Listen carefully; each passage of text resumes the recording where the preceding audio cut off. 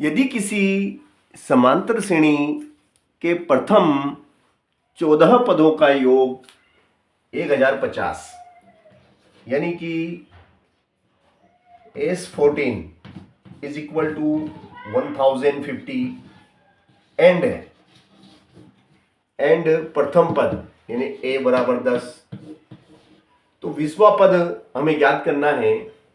तो हम जानते हैं n पदों का योग बराबर क्या होता है, n/2 ब्रैकेट में 2a प्लस n-1d, ये सूत्र है, ठीक है ना।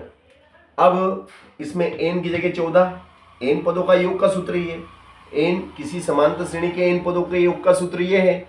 अब n प्रथम 14 पद, तो n की जगह 14, तो 14 पदों का योग निकालना है, तो n की जगह 14 आ जाएगा। 2a, a कितना है, a 10 है, प्लस 14 - 1 और d, ठीक है। तो 2 से 2 सती 14, 2 सती 14, ठीक है ना, 2 सती 14 और 14 पदों का योग कितना है, 1050। तो ये हो गया आपका 1050 बराबर 7 कोष्टक में 10 दूना 20 और 14 में से गया तो 13 और d, ठीक है ना। अब 7 गुणा में है तो बटे में आ गया, ये 7 गुणा में था तो जो गुणा वाली चीज होती है वो बटे में आ जाती है। तो ये हो गया आपका 20 धन 13d, 7 से काट दो, 7 एकम 7, 7 एकम 7, ये 10 हैं, ये कितने आपके, ये 10 हैं। तो 10 में से 7 गए तो 3 बचे, 3 पड़ोसी को दिए तो 35 हो गए, 7 पंजे 35 और 0 की 0, कितना आया, 150 बार कटा, 1050 7 से 150 बार कटा, फिर बराबर में क्या है, 20 धन 13d, 20 धन 13d है ना, 20 धन 13d, ये आपका 20 धन 13d। अभी 20 उठ के इधर आएगा तो ऋण का 20 हो जाएगा, ये ऋण का 20 हो गया, बराबर में कितना, 13d। अब 150 में से 20 कम करो, तो 150 में से 20 कम करेंगे तो बचेंगे 130 बचेंगे।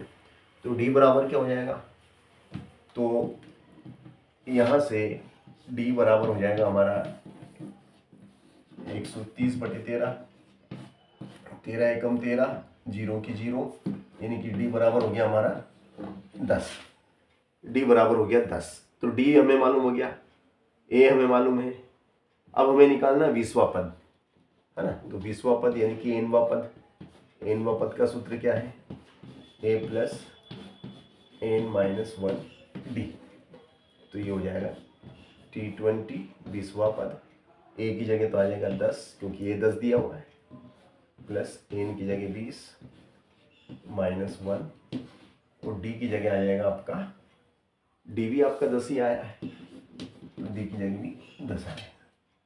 तो ये हो जाएगा आपका T20, ये हो गया 10 प्लस 19 गुणित 10, तो ये हो गया T20 बराबर 10 धन 19 धाम 190 और ये हो गया आपका 200।